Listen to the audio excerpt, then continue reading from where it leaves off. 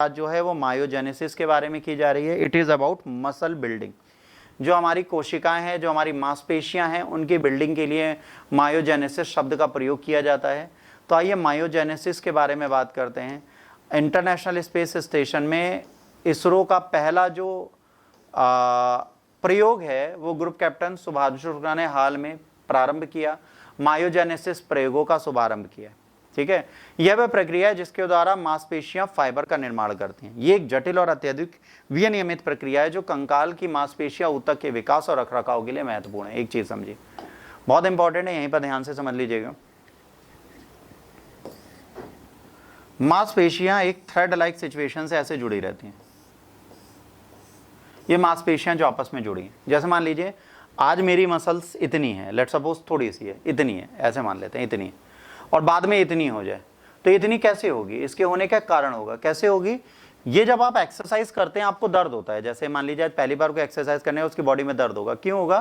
क्योंकि muscle thread यहां से ब्रेक हो जाएंगे। बहुत ध्यान से समझिएगा, यहां से टूट गए, अब ये रिपेयर होंगे। इन्हें रिपेयर होने में, इनको रिपेयर होने में बेटा 6 से 8 दिन लगते हैं, कुछ केसेस में 48 to 72 आवर्स लगते हैं। अब जब ये मसल रिपेयर होती है तो इनके रिपेयर होने से क्या फायदा होता है? ये रिपेयर उसी जगह पे हो गई। बट अगर आप मसल बिल्डिंग कर रहे हैं तब क्या होगा? मसल बिल्डिंग की सिचुएशन में ये जो रिपेयरिंग है ये जब होगी तो ये स्पेस को बढ़ा देगी। अब ये थ्रेड और लंबे हो जाएंगे तो आपकी मसल बढ़ने लगेंगी। ठीक, अब आपकी बाइसेप्स कुछ ऐसे हो जाएगी, पहले आप एकदम पतले से थे। अब इसके बाद जब आप बॉडी बनाना छोड़ देते हैं, मसल बिल्डिंग छोड़ देते हैं, तो क्या होता है? यही अपनी रिस्ट्रक्चर पे वापस आ जाती है। इसी बिल्डिंग को बढ़ाने का काम कौन करता है? एस्ट्रोराइड्स। जब एस्ट्रोराइड्स आप लेते हो, इंजेक्शन एचजीएच के लो, एनाबोल लो, डैनाबोल लो, जो हमारी बॉडी के लिए मना है, जब हम उसको लेते हैं तो क्या होता है? ये जो मसल रिपेयर थ्रेड टूटने की हो रही थी, ये मसल रिपेयर पता है कितनी देर में हो जाती है? 24 घंटे में हो जाती है। मतलब अभी आपने एक्सरसाइज की, ये मसल रिपेयर होकर बढ़ गई, तो 15-20 दिनों में आपकी मसल फूली हुई दिखने लगती, क्योंकि ये रिपेयरिंग बढ़ा देता है। बट ये रिपेयरिंग जब बढ़ाता है तो क्या है? आप या तो उसे इंजेक्ट करा रहे हो या ओरल ले रहे हो। जब ओरल ले रहे हो तो अगर आपके स्टमक में, लीवर में या किडनी में कोई अल्सर होगा, कोई बीमारी होगी, उसको भी मल्टीप्लाई कर देगा। भाई वो मल्टीप्लिकेशन ही तो कर रहा है, रैपिड हीलिंग कर रहा है ना, तो वो उस इंजर्ड सेल की भी तो हीलिंग करेगा, उसको कहेगा तुम भी रिप्रोड्यूस हो जाओ जल्दी। तो ये कहीं ना कहीं हमारी बॉडी के लिए खराब होता है। तो यहां पे अब जब स्पेस में हम जाते हैं, स्पेस में क्या इशू है? हम गुरुत्वाकर्षण से बाहर हो गए। तो अब हमें ये देखना है कि स्पेस में जाकर हम क्या मसल्स को बिल्ड कर सकते हैं स्पेस में रहकर। जैसे आपने देखा होगा एस्ट्रोनॉट्स ट्रेडमिल करते हैं, मसल में भी एक्सरसाइजेस करते हैं। क्यों करते हैं? वहां पे ग्रेविटी नहीं है, वहां पर आपको एक पट्टे से बंधना पड़ता है स्टेबल रहने के लिए, वरना हवा में उड़ते रहो। ठीक, आइए अब ये स्पेस के लिए जरूरी है, क्योंकि भविष्य में अगर हमें कोई मिशन ले जाना है स्पेस में तो हमको ये पता होना चाहिए ना कि इनका प्रयोग कैसे हो सकता है। ठीक, अब मांसपेशियों का निर्माण, गति को सक्षम करना, मुद्रा को बनाए रखने, चयापचय को विनियमित करने के लिए जरूरी है। मायोजेनेसिस पूर्ववर्ती कोशिकाएं, जिन्हें मायोब्लास्ट का नाम दिया जाता है, का बहुकेंद्रीय मांसपेशीय तंतुओं का भेदन करने में शामिल है। यह प्रक्रिया न केवल भ्रूण के विकास के दौरान बल्कि जीवन भर मांसपेशियों के मरम्मत और पुनर्जन्म के लिए महत्वपूर्ण है। अगर मायोजेनेसिस आज की डेट में हमारी बॉडी में बंद हो जाए तो हमारी बॉडी की ग्रोथ रुक जाएगी, हमारी मसल ग्रोथ रुक जाएगी। तो ये होता रहता है, इसीलिए हम लोग सर्वाइव करते हैं। ठीक, मांसपेशियों का विकास और संबंधित विकारों को समझने के साथ साथ मांसपेशियों की बीमारियों के लिए चिकित्सीय रणनीति को विकास करने के लिए इसका अध्ययन जरूरी है। मायोजेनेसिस प्रक्रिया को मोटे तौर पर कई चरणों में विभाजित किया गया है। मायोब्लास्ट, प्रसार, विभेदन, बहुकेंद्रीय मायोब्लास्ट, तत्पश्चात मांसपेशीय फाइबर परिपक्वता। प्रत्येक चरण के प्रतिलेखन कारक, संकेत मार्ग और कोशिकाएं प्रक्रियाओं की जटिल परस्पर क्रिया द्वारा विनियमित किया जाता है। प्रमुख प्रतिलेखन कारकों की भूमिका मायोडेट और मायो5 प्रमुख प्रतिलेखन है जो इसमें किए जाएंगे। मायोजेनिक विनियमक कारण, मायोब्लास्ट की विशिष्टता और फाइबर में भेदन कैसे होता है इसके बारे में बात की जाएगी।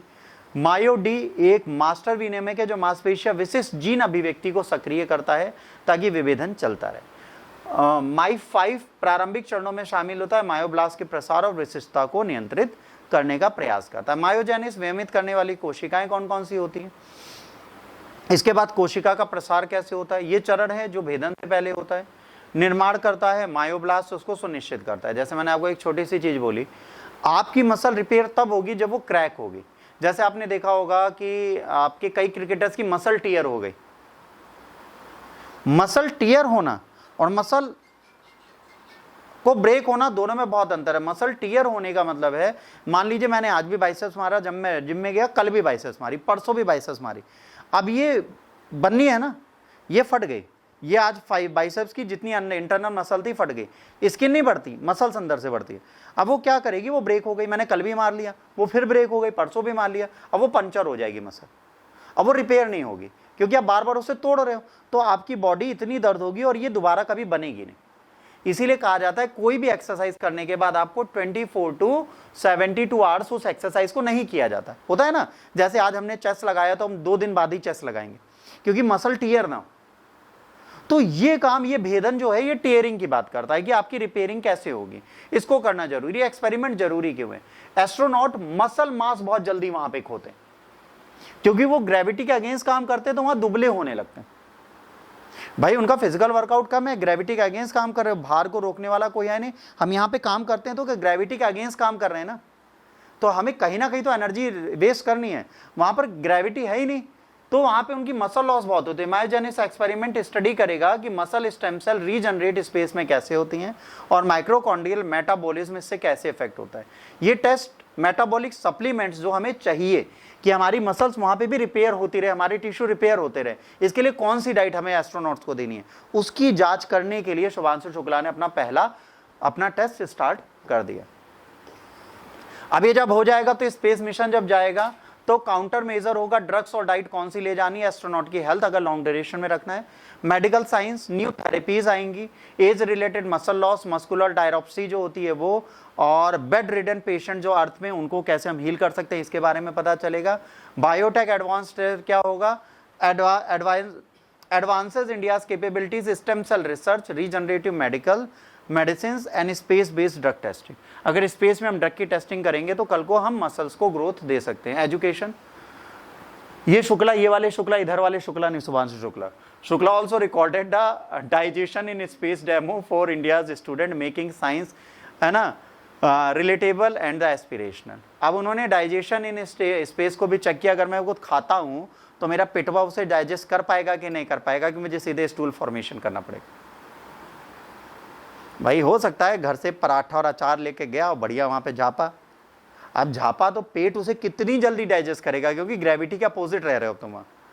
वहां पे आपने देखा होगा, वहां पे पैक्ड फूड जाते हैं, पैक्ड वाटर जाता है, वहां पर बहुत ज्यादा खाना नहीं खा सकते, क्योंकि आप बहुत ज्यादा यूरिन नहीं कर सकते, बहुत ज्यादा स्टूल फॉर्मेशन नहीं हो सकता वहां पे आपकी बॉडी को बहुत रिपेयर होना है। अगर वहां किसी को, एस्ट्रोनॉट को उल्टी हो जाए इंटरनेशनल स्पेस स्टेशन में, साफ नहीं हो पाएगी, क्योंकि हवा में उड़ रही होगी, कितना बटोरोगे भाई, यहाँ तो जमीन पे गिर रही है, वहां हर एक ड्रॉप स्मेली ऊपर उड़ रही है, झेल जाएगा ना। तो डाइजेशन से रिलेटेड चीजें भी चेक की जा रही हैं कि कल को भारतीय एस्ट्रोनॉट को तो इतना आइसोलेशन में नहीं रखा गया जितना शुभांशु शुक्ला रहे नासा में, तब वो वहां पहुंचे। वहां पहुंचने के लिए आपकी बॉडी, आपका लीवर, आपकी किडनी, आपका हार्ट, आपका स्टमक और आपका ब्रेन सब कुछ सही से काम करते हुए होना चाहिए। ऐसा नहीं है मुझे लूज मोशन आ रहे हो मुझे भेज देंगे, बिल्कुल नहीं भेजेंगे। आपको सीरियस डाइट दी जाती है, पूरे दिन में एक बार खाना खाओगे, फार्टिंग से लेकर आपके स्टूल फॉर्मेशन तक को गिना जाता है, क्योंकि you can't fart a lot in International Space Station, वो भी मना है कि वहां भाव लगाओ, वो भी अलाउड नहीं। इंटरनेशनल स्पेस स्टेशन के कुछ प्रोटोकॉल्स हैं, उनको फॉलो करना जरूरी है, जो उसको फॉलो करता है वो उसको आगे बढ़ाता है। यहां पर खत्म होता है हमारा दूसरा करंट अफेयर्स। अब हम चलेंगे तीसरे, किस पे चलेंगे बच्चों?